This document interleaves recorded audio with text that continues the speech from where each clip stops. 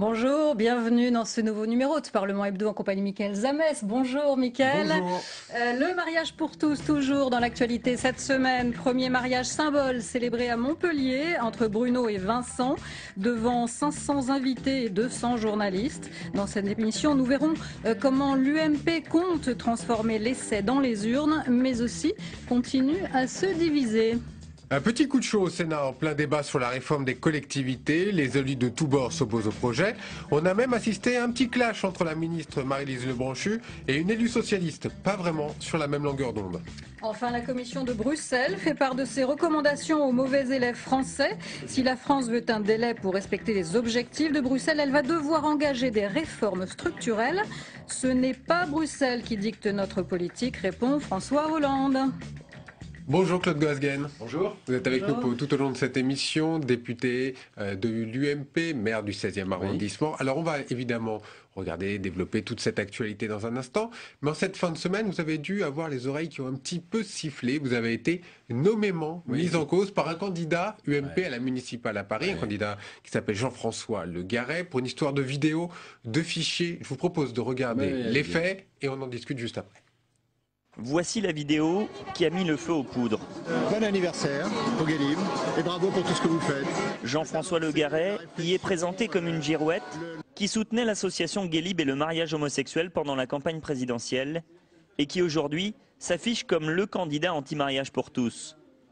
Une courte séquence qualifiée de trucage par l'intéressé, d'autant plus choqué que selon lui, cette vidéo aurait été envoyée aux militants de l'UMP grâce à des fichiers d'adhérents piratés.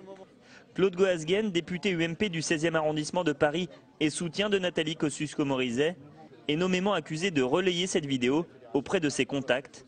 Jean-François Le Garret a décidé de porter plainte contre X pour faux et usage de faux. Monsieur Claude Goasguen sera évidemment passible des poursuites que j'engage pour usage de faux. Et je demande à l'UMP, là aussi, de prendre des mesures. On sait que monsieur Claude Goasguen est une grande gueule. Je demande qu'il la ferme jusqu'à la fin du scrutin. Bon, Claude Goasguen, c'est assez violent, vous voulez lui répondre directement. Est-ce que vous êtes servi de ces fichiers, tout simplement? Voilà la question. Mais pas du tout, moi je suis pour rien dans cette histoire, moi. Visiblement, il montre un mail, il y a votre nom. Il y a mon nom. Vous marquez Claude Goasguen. C'est lui qui a commis l'erreur d'envoyer un communiqué à l'ensemble des adhérents UMP pour dire qu'il était victime d'une malfaçon présumée, d'ailleurs, parce qu'il ne l'a pas montré. De résultat des courses, qu'est-ce qu'ont fait les adhérents UMP? Ils ont dit mais qu'est-ce que c'est cette vidéo? C'est la plus sûre manière de faire connaître cette vidéo, d'ailleurs ils continuent. Mais vous avez envoyé cette vidéo aux adhérents de l'UMP? Mais bien sûr, pas aux adhérents de l'UMP. Moi je suis délégué de la plus grosse section de Paris. Quand mes adhérents me demandent des renseignements, je leur donne. Parce qu'ils avaient tous reçu le... Écoutez, très franchement, je souhaite que M. Le Garret porte plainte. Pourquoi? Je le souhaite vraiment. Parce qu'il va savoir ce que c'est que la justice. Et ça lui calmera peut-être les propos. Et on sent quand même que le ton est très violent. Non, il n'est pas violent. Mais écoutez, il est en fin de campagne. Je crois qu'il est en train de perdre. Il s'agace. C'est tout à fait normal. Ça démarre très mal, ce scrutin. Oui, ça démarre très mal. Ça a commencé très mal, ça finit très mal. Mais alors, que M. Le Garret soit... D'abord, vous savez, quand on est un élu politique, on ne perd pas son sang-froid. Alors, donc ce scrutin a commencé, c'est en ce moment, depuis ce vendredi matin et jusqu'à lundi 19h. Les adhérents du MP peuvent aller voter lorsqu'ils se sont inscrits. Il y a ce problème entre vous. Il y a aussi un problème d'organisation, visiblement. Le moins qu'on puisse dire, c'est que c'est un peu brouillon. Ça, c'est un vrai problème. On va en reparler. La fédération, par exemple, a décidé de laisser ouvertes les inscriptions des militants tout le week-end, alors même que le scrutin est en cours. Ça a été décidé sans l'avis de tous les candidats. Alors jeudi, on a constaté que c'était la tournée des candidats mécontents. On les écoute, on les regarde. Ils ont changé les règles du jeu en cours de scrutin. Eh bien, j'appelle les Parisiens à s'en saisir.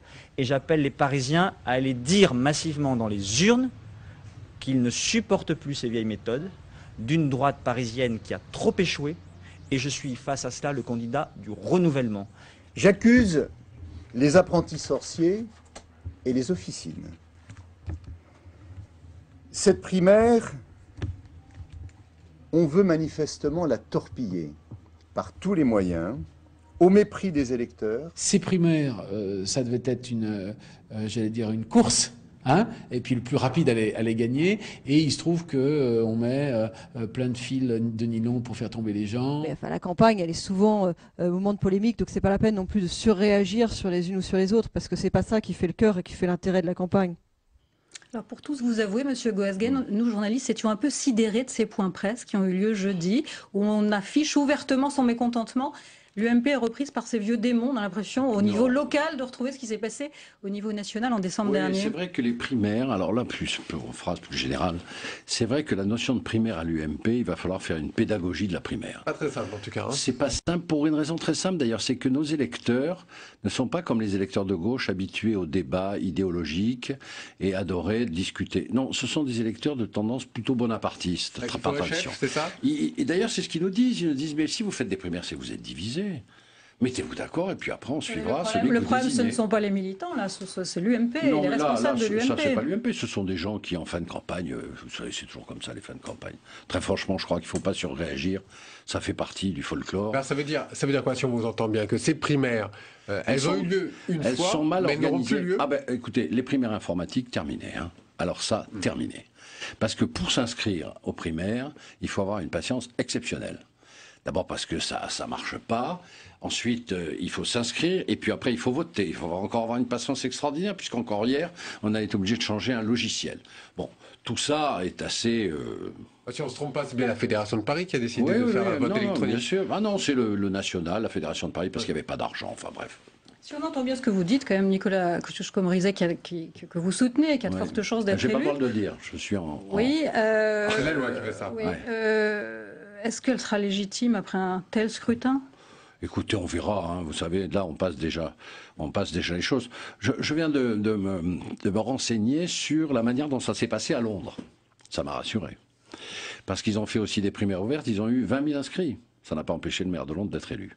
Vous avez 20 000 inscrits. Il en fallait 60 000 pour que vous rentriez dans vos 50 000. C'est un marasme à tous les étages. Ah oui, c'est un marasme à tous les étages, mais vous voyez, ça n'a pas empêché le maire actuel de Londres, avec 20 000 inscrits dans la primaire, d'être élu maire de Londres. Je reviens sur ces grands principes de primaire. On dit que c'est le retour de la machine à perdre, la droite la plus bête du monde. Vous vous rappelez de tout ça? Ça fait très longtemps qu'on parle de ça. Voilà, vous les avez entendus, là. Hein, c'est les mêmes.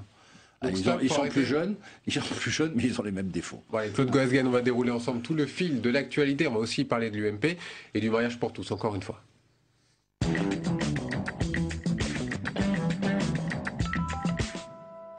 L'UMP a encore du mal à parler d'une même voix sur un autre thème, le mariage pour tous. Fallait-il participer à la manifestation? Faudra-t-il supprimer la loi en cas de retour au pouvoir? Dimanche, Valérie Brochard a suivi dans la manifestation l'un des vice-présidents de l'UMP, Guillaume Pelletier, l'un des plus fervents opposants au mariage pour tous, et pas toujours bien vu au sein de son propre camp. On va le voir. Il arrive seul et marchera seul. Le vice-président de l'UMP a choisi de défiler loin des élus pour être au plus proche des manifestants. Ah, merci. Cette manifestation sera pour lui la dernière. Le temps de la rue est passé. Il faut maintenant penser aux urnes. La rue, c'est bien pour alerter les consciences, mais ce qui compte fondamentalement, c'est l'engagement politique, c'est l'engagement électoral pour changer les choses. Dans une démocratie, on change les choses par les urnes et pas par la rue. Si la droite reprend le pouvoir, la loi sur le mariage homosexuel sera réécrite. Si une loi aujourd'hui nous la jugeons mauvaise, il faudra bien entendu la réécrire demain, dans le respect des personnes. Et moi je crois que, même Ségolène Royal l'a dit hier, on peut très bien transformer cette loi en union civile stricte, en excluant l'adoption, parce que ça permettra de consacrer justement le droit pour chaque enfant d'avoir un père et une mère. Une intention pas toujours partagée à droite. François Fillon, par exemple, affirme qu'il ne reviendra jamais en arrière. Les militants craignent une fracture à l'UMP. Et surtout pas de dispute entre vous. Exactement, on est d'accord. Non, on dit des choses, mais dans le respect des autres. Guillaume Pelletier avait mis en cause la candidature de Nathalie Kosciusko-Morizet à Paris à cause de son abstention sur le mariage pour tous. Très remonté, Henri Guénaud fait la leçon au jeune vice-président. Chacun essaye de se tenir. En fait, j'ai voulu juste dire une préférence, mais bon, c'est pas grave. Faut tirer les leçons de cette Oui, mais il faut le dire autrement. Non, oui, tu as raison. Voilà. Donc, je pense que c'est dans un moment aussi tendu. Il faut qu'on le dise autrement. C'est peut-être la seule discipline que nous ayons à nous imposer à nous-mêmes à l'intérieur de cette famille politique. Malgré les écarts d'opinion, l'objectif reste clair. Rassembler et surtout grossir les rangs de l'UMP pour les élections présidentielles de 2017. Reste encore à harmoniser les discours et affiner l'argumentaire commun. Claude Goasguen, vous avez hoché la tête là quand Henri Guénaud donne sa petite leçon à Guillaume Pelletier. Il était trop loin. Moi j'ai fait la manifestation, toutes les manifestations. Moi je pense que la réécriture est possible. Difficile, hein, juridiquement, parce que nous ne sommes pas les seuls à légiférer. Il y a la Cour européenne de justice. Il est bien évident que c'est un handicap. Alors, on ne peut pas évidemment faire une loi rétroactive, en toute hypothèse. C'est abrogation, de toute façon, c'est impossible. C'est impossible juridiquement, ça fait bien, parce que ça sonne bien, abrogation. Ça a un petit côté révolté, révolutionnaire, mais juridiquement... Ça sonne bien, ça dépend pour qui, hein, on est d'accord. Non, mais ça sonne bien, quoi. Mettez des gens de gauche, ils disent abrogation, ça plaît. Le problème, c'est que c'est pas si simple, parce que la Cour européenne interviendra. Moi, je suis en train de travailler, justement, pour le groupe UMP, sur les possibilités juridiques que nous avons. Elles ne sont pas faciles, mais il faudra le faire. Elles existent. Oui, elles existent. Vous avez déjà un point à nous livrer ou pas? D'abord, on pourrait peut-être modifier le préambule de la Constitution qui a besoin singulièrement d'être rafraîchi pour rappeler que, ce qu'a dit le Conseil constitutionnel d'ailleurs, que le droit à l'enfant n'est pas le droit de l'enfant. Et à partir de là, on peut dérouler une législation qui, sans remettre en cause rétroactivement les choses, permettrait de les affiner vers un contrat d'union civique. Parce que le problème n'est pas tellement d'ailleurs de faire venir à la mairie ou non. Le problème du mariage, c'est que la France a un système de mariage et un système de droit familial issu de la Révolution française quand on a viré l'Église de l'état civil et du mariage. Et c'est ce qui fait la grande différence et les grandes difficultés en France par rapport à l'Espagne qui a deux mariages, un mariage civil et puis un mariage religieux qui ont la même valeur juridique. Donc c'est très compliqué. Claude Goasguen, je voudrais revenir un petit peu sur ces manifestations. Oui. Et celle qui a eu lieu le week-end dernier, où vous étiez présent, et on sent quand même qu'il y a une division au sein même de votre parti, parce qu'il y avait Laurent Wauquiez qui était là, il y avait Jean-François Copé, et chacun se renvoie la balle en disant récupération politicienne. Moi, je ne suis pas favorable à ce terme de récupération. Je suis d'autant moins que la manifestation qui était composée de gens vraiment de droite, bon enfant, c'était une manifestation très agréable. Très franchement. D'accord, mais qu'est-ce que vous faites de ce mouvement maintenant? Mais ce mouvement, d'abord, j'en fais rien parce que c'est aux gens de se décider, mais la récupération a donné lieu à des propos qui étaient des propos d'infiltration. On a vu apparaître en réalité des gens qui souvent étaient les battus des élections, des gens d'extrême droite qui essayaient de récupérer ce beau monde qui arrivait dans les rues. C'est la raison pour laquelle j'étais sceptique sur l'idée qu'il fallait qu'ils adhèrent à l'UMP ou pas à l'UMP. Ils voteront comme ils veulent. D'accord. Et donc, pas de candidat au municipal sur des anciens mariages pour tous? Je suis pas là. S'ils le font, ils le font. Qu'est-ce que vous voulez? Je pense que c'est une erreur parce que ça montrerait quand même que François Hollande a réussi son pari de diviser les Français d'abord et puis de diviser la droite ensuite sur des sujets de société. Les socialistes savent faire ça. Ils nous agitent déjà le vote des étrangers. Oui, il ne faut pas tomber dans le panneau. Mais cela étant, moi, je ne suis pas là pour dire aux gens, surtout, ne le faites pas. Ils le font parce que s'ils réfléchissent, ils le font. L'exemple parisien, il y a beaucoup d'adhérents aux primaires qui viennent de la Manif pour tous. Hein, je ne crois pas. Je ne crois pas qu'il y en a beaucoup, non. Je crois pas. Il semblerait. Non, franchement, non. Je ne crois pas. Mais en tout cas, certains des candidats, et c'est tout le problème de la polémique qui est née, se sont découverts des vertus. Et il y a quand même aussi cette question avec ces mouvements aujourd'hui qui va changer un petit peu de forme. Ils vont décider de faire du harcèlement contre les ministres. Ils peuvent aller manifester quand il y aura un mariage. Qu'est-ce que vous en pensez? C'est absurde, enfin, c'est absurde. C'est désormais la loi de la République. Moi, je ne ferai pas les mariages. Mais mes adjoints feront les mariages. J'en ai discuté avec eux. La loi de la République sera appliquée dans la mairie. Je ne m'estime pas. Vous ne l'appliquez pas vous-même, cette loi de la République? Je ne le ferai pas. Je suis d'accord avec mes adjoints. Ouais. J'en ai discuté avec eux très librement. C'est un choix que chacun a fait, très bien. La loi, la clause de conscience Non, puisque ça a été refusé. On aurait pu imaginer la clause de conscience, cela étant... la loi sera appliquée parce que je suis l'officier d'état civil dans la mairie et je ne me sens pas disponible pour violer la loi. Mais c'est harcèlement, tout ça, je trouve ça vraiment superflu. En tout cas, vous avez peut-être vu l'image cette semaine. Comment ne pas l'avoir vu? En tout cas, c'était l'événement de la semaine. Ils se sont dit oui.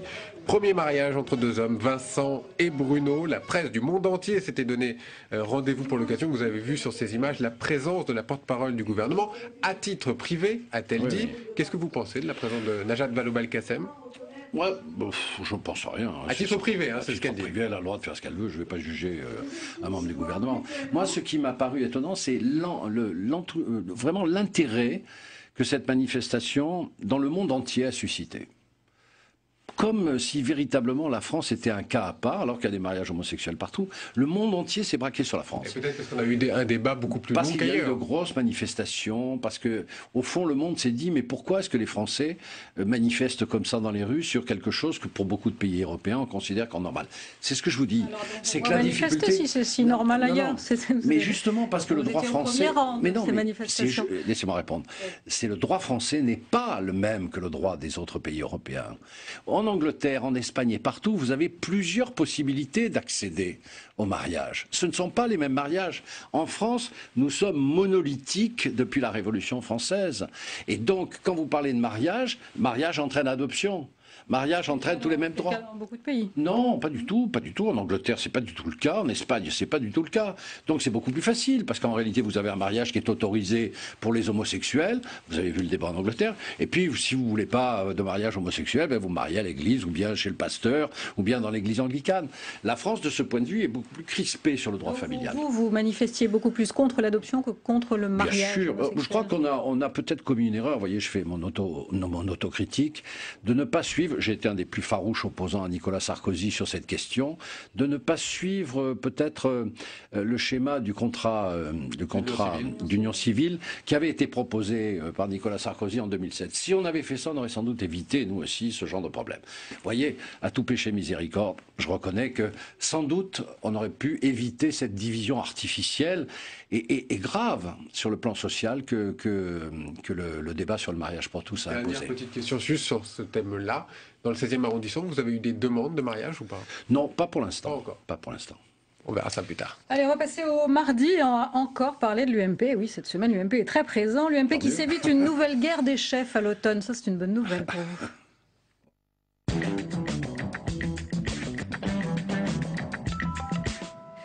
Après sa victoire très contestée, Jean-François Copé devait remettre son titre en jeu en septembre prochain, son titre de président de l'UMP.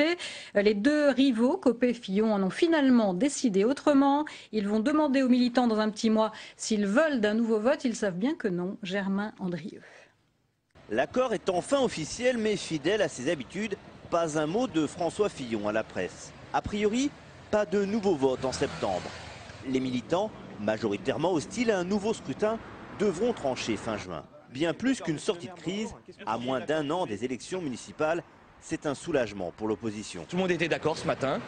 Il y a eu une unanimité pour dire c'est une sortie par le haut et on ne se trompe jamais à donner la parole aux militants. Donc c'est une très bonne chose. C'est un bon accord, d'autant que François Fillon et Jean-François Copé montrent une image unitaire. Très bon accord qui va permettre de calmer le jeu et c'était l'essentiel. Donc le mandat de Copé jusqu'en 2015.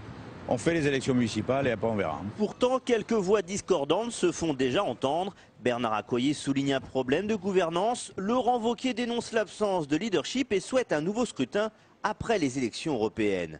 Du côté de Jean-François Copé, il n'y a plus de débat. La prochaine élection ne sera pas avant la fin de son mandat, en novembre 2015. Le problème de l'UMP, c'est moins un problème de gouvernance et de leadership que d'ego. Voilà. Si on pouvait jouer un peu collectif. Nous sommes à peine un an de la dernière élection présidentielle, où nous avons été défaits. C'est la période qui est la plus difficile, la plus douloureuse. Je constate que nous nous reconstruisons et l'accord que nous avons conclu ensemble avec François Fillon en est une démonstration supplémentaire. Pas de nouvelle guerre des chefs donc avant la primaire de 2016. Seuls les militants pourront trancher lors d'un référendum interne prévu fin juin. Alors, on se serait presque réjoui pour l'UMP, un accord enfin trouvé, puis boum, voilà l'artillerie lourde quand même des fillonistes qui ressort.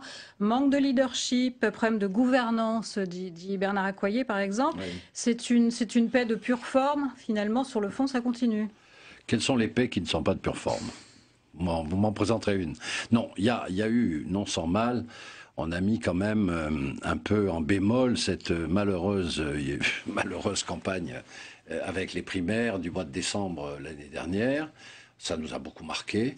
Ça a beaucoup marqué les militants. On a trouvé un compromis qui est acceptable pour tous. Est-ce qu'il y a vraiment un chef à l'UMP ?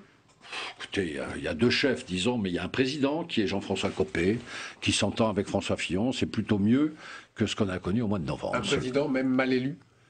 Mais il n'a pas, écoutez, mal élu, c'est vous qui le dites, il est élu, il est le président, il travaille avec François Fillon. C'est le seul à le dire, hein. François Fillon l'a dit pendant des mois et des mois. Maintenant il ne le dit plus, c'est parfait. Oui, ça s'appelle l'accord de paix, c'est ça. C'est un compromis, maintenant il faut que l'UMP se mette au travail, quoi, parce que maintenant les histoires personnelles, comme l'a dit Châtel, les histoires d'ego, ça suffit. Maintenant il faut véritablement prendre le mort aux dents et puis essayer de contrer efficacement ce gouvernement en matière économique et sociale. Vous avez sans doute vu l'Express cette semaine, une interview de François Barouin qui enfonce le clou, hein, qui parle de ligne de fracture à l'UMP. Il dénonce l'influence nocive du très droitier Patrick Buisson.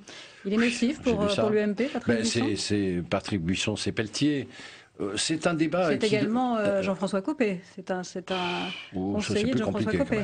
Oh, il conseille tout le monde. Il a même conseillé, à mon avis, François Fillon il y a quelques années. Ça, c'est pas le problème de la personnalité de Buisson. C'est ce qu'on fait dire à Buisson. Je ne sais pas ce qu'il pense, parce que moi, je le vois pas. C'est une question de ligne. C'est une question de ligne. Alors, vous avez résolu cette question de ligne ou pas? Cette question de ligne, elle est résolue. Nous ne serons pas les alliés du Front National. Pourquoi François Barouin, là, encore une fois, remet ça sur le tapis? François Barouin trouve sans doute que la droitisation de l'UMP est excessive. Mais droitisation ou pas, il n'y aura pas d'accord avec le Front National. C'est comme ça. Notre parti est un parti de gouvernement pluraliste, où il y a des libéraux, des gaullistes, des démocrates chrétiens, etc.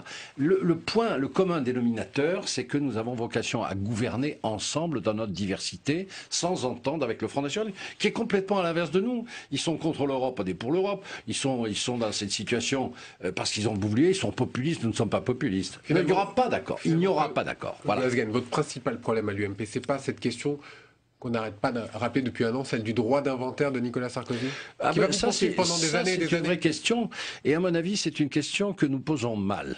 Je vais vous le dire très sincèrement.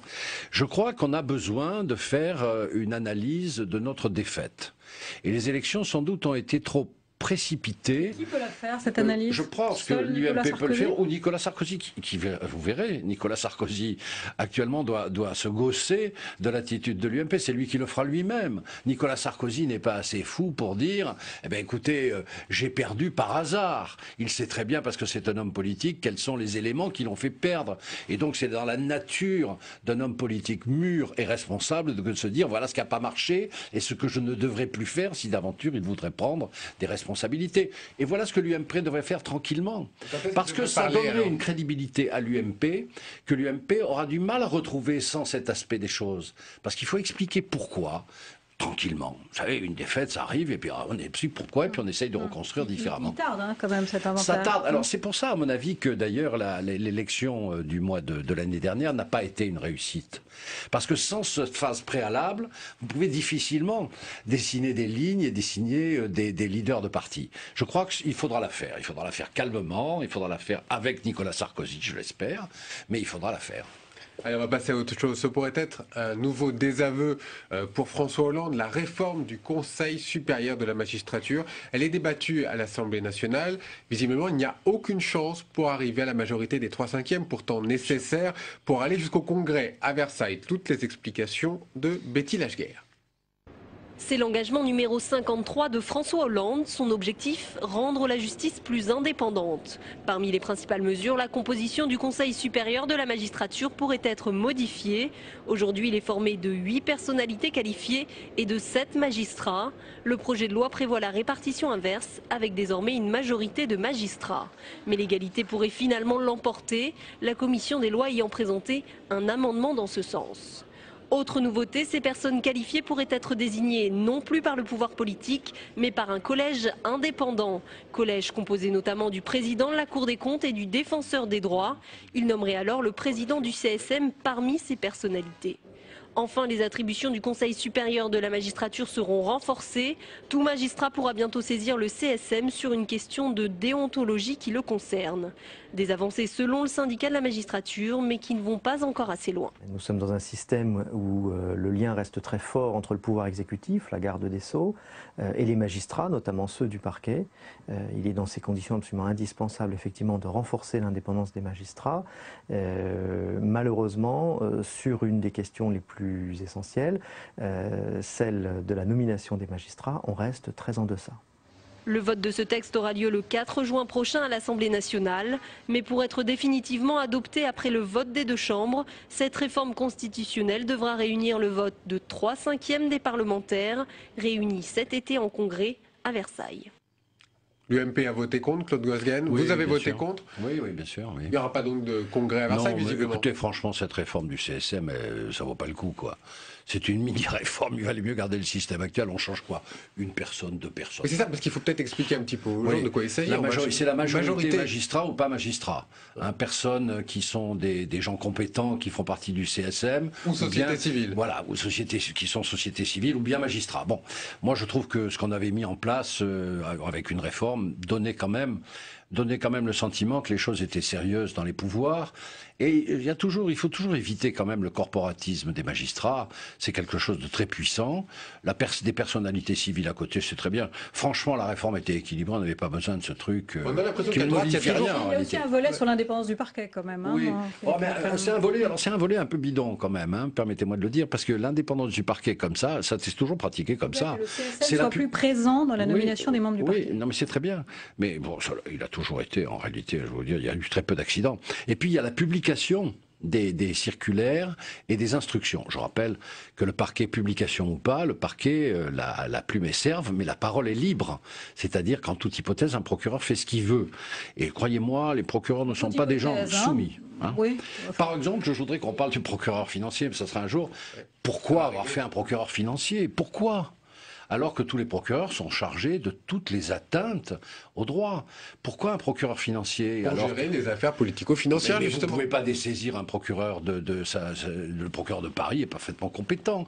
La magistrature est vent debout contre cette histoire de spécialisation par matière d'un procureur qui sera nommé par le président de la République et dont on peut suspecter qu'il ne sera pas nommé par 6 ennemis. C'est une loi qui arrive dans 2 semaines à voilà. l'Assemblée. Mais c'est le même style. Vous voyez. Ce sont des réformes. Je trouve qu'on est tombé dans la période de la moralisation, entre guillemets, et on fait beaucoup d'erreurs. On fait beaucoup d'erreurs de communication dans un pays qui est déjà très très difficile à gouverner à cause des problèmes sociaux. Alors, on a vu que les centristes votaient contre ce texte, mais il n'y a pas que les centristes qui posent problème au gouvernement. Il y a aussi les écologistes qui, cette semaine, ont décidé de jouer les rebelles à l'Assemblée. Ils ont voté ce mardi contre le projet de loi du gouvernement sur l'enseignement supérieur à l'unanimité. Et c'est une première depuis le début du quinquennat. Jérémy Hartmann. C'est une première depuis le début du quinquennat de François Hollande.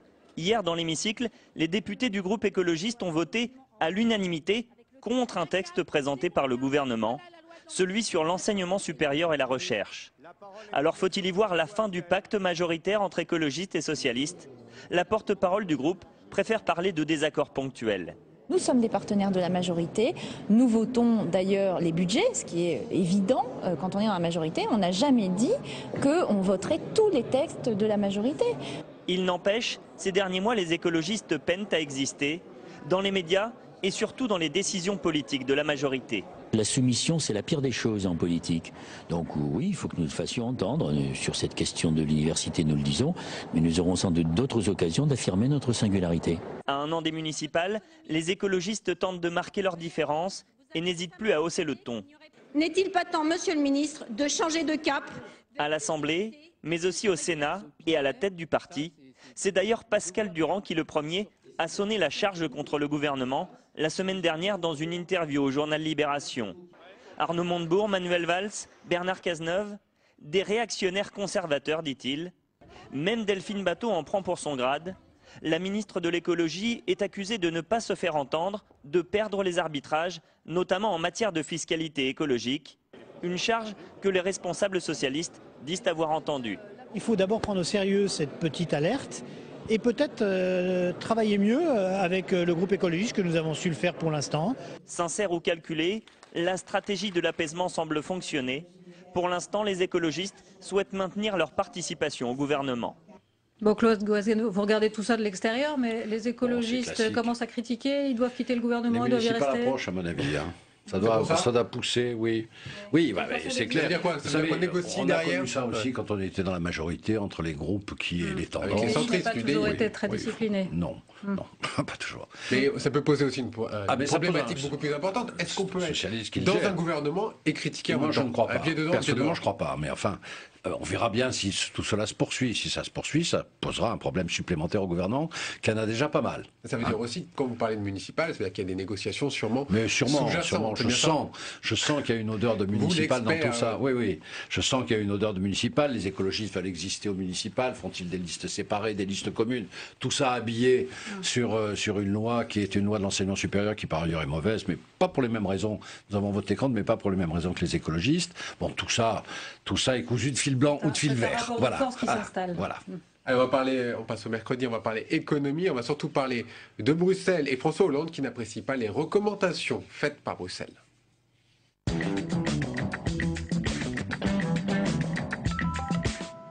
Le président de la République qui est bien décidé à durcir le ton contre la pression faite par Bruxelles qui demande plus de réformes, et le président de la République qui est pris en tenaille parce qu'en France également, Didier Migaud, le président de la Cour des comptes, fait lui aussi des recommandations. Il faut aller plus vite, plus loin, plus fort. Le détail avec Jérôme Rabier.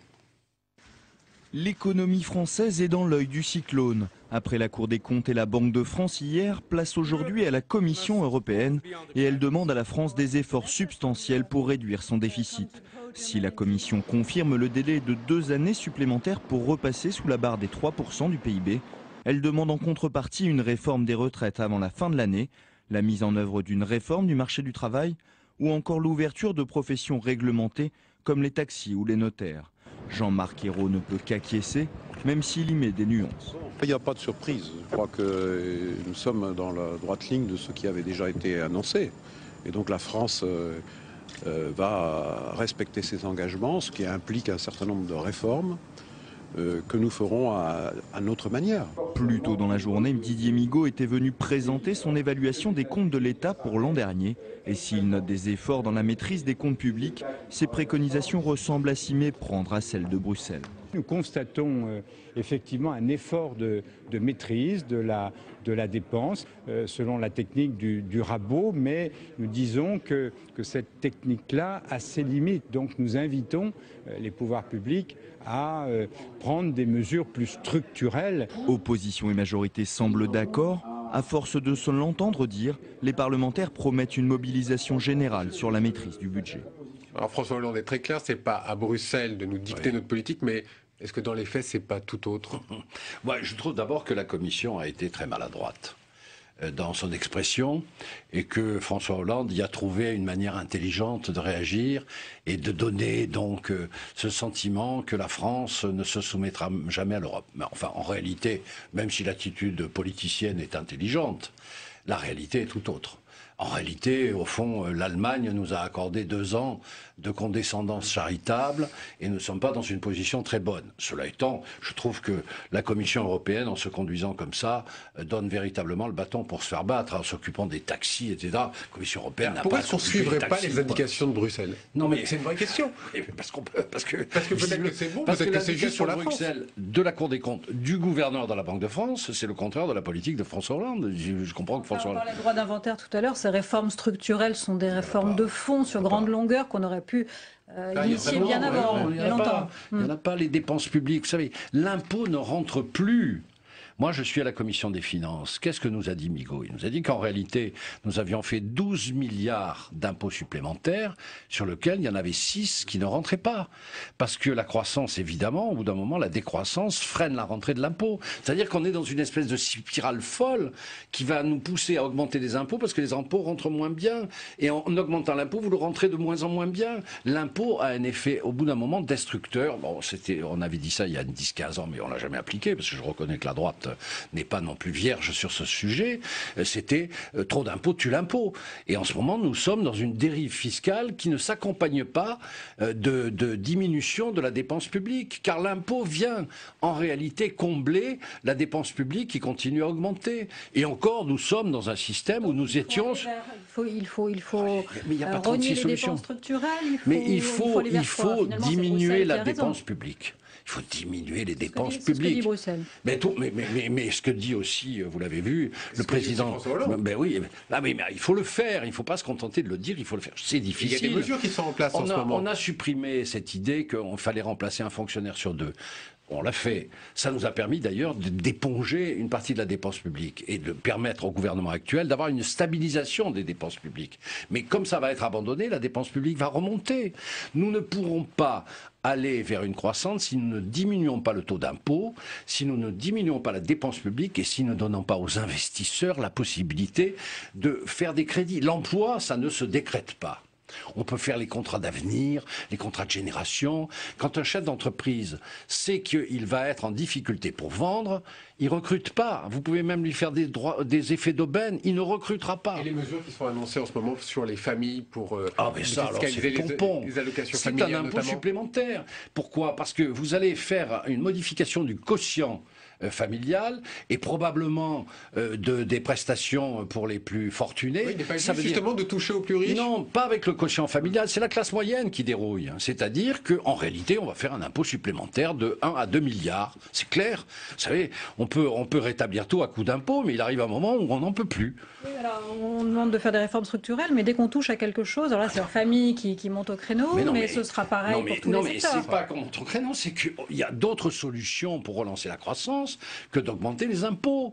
Parce que si vous augmentez les impôts, les gens dépensent moins. S'ils dépensent moins, vous faites de la décroissance. Il faut diminuer les dépenses publiques d'une manière drastique. Il faut écouter ce que dit le président socialiste de la Cour des comptes ou le gouverneur de la Banque de France. C'est pas se soumettre à Barroso, c'est du bon sens. Et moi, je trouve que les Allemands ne sont pas particulièrement vertueux, ils ont du bon sens. Et c'était Schröder qui a eu ce bon sens que d'ailleurs François Hollande a encensé, ce qui ne manquait pas de sel, devant le congrès du Parti social-démocrate. Dernière question sur le plan économique. Est-ce que tout le monde, en tout cas, a l'air sceptique sur le retournement du chômage, en tout cas de la courbe du chômage avant la fin de l'année? Tout le monde a l'air sceptique. Pourquoi est-ce qu'on ne croirait pas le président de la République quand on nous dit qu'il y arriverait? Parce que le président de la République n'est pas un magicien qui, avec une baguette magique, est capable de retourner une tendance qui est une tendance forte.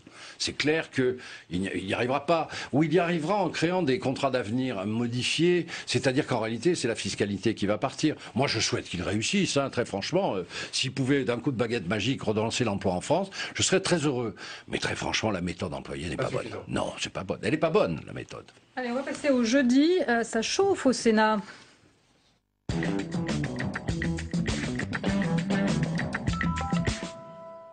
Et pour le moins, un climat très électrique. L'un des volets du texte sur la décentralisation est débattu. Il concerne la réforme des collectivités. Exemple, une grande ville comme Marseille pourrait évoluer au profit de métropole, ex-Marseille Métropole, avec des pouvoirs peut-être un petit peu plus limités pour les maires. Les élus du Bouches-du-Rhône, en tout cas, étaient tous présents dans l'hémicycle. Et le moins que l'on puisse dire, c'est qu'il y avait de l'ambiance. Marie Brémaud. Alors que le débat sur les métropoles vient à peine de commencer, un comité d'accueil attend la ministre Marie-Lise Lebranchu devant l'hémicycle. Des élus des Bouches-du-Rhône de tous bords ne décolèrent pas. Mais je vais le mettre, moi, le feu. C'est bien. Parce qu'on veut nous tuer. Dans la ligne de mire des élus, la création d'une vaste métropole autour de Marseille souhaitée par le gouvernement. Le président de la commission des lois, Jean-Pierre Sueur, a œuvré activement pour la réécriture du projet de loi. Alors quand il apparaît, il est accueilli en héros. Voilà le ministre qu'il nous faudrait. Le ministre. Non. Tu es meilleur que le Branchu. Non. Allez. Mais arrête. Mets le feu. Bon, arrête. Non, Madame Lebranchu est excellente. L'ambiance est tout autre avec la ministre de la décentralisation. On y va ? Une réunion s'improvise. Il faut désamorcer le conflit avant la poursuite des débats. Mais à l'issue d'une demi-heure d'échange, les élus sont visiblement toujours aussi remontés. Je considère qu'il n'y a eu aucune avancée, sinon un peu d'enfumage. Et les esprits s'échauffent.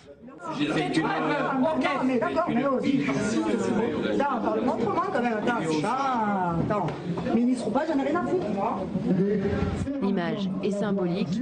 Dans l'après-midi, sénateurs et maires expriment leur mécontentement devant les portes du Palais du Luxembourg.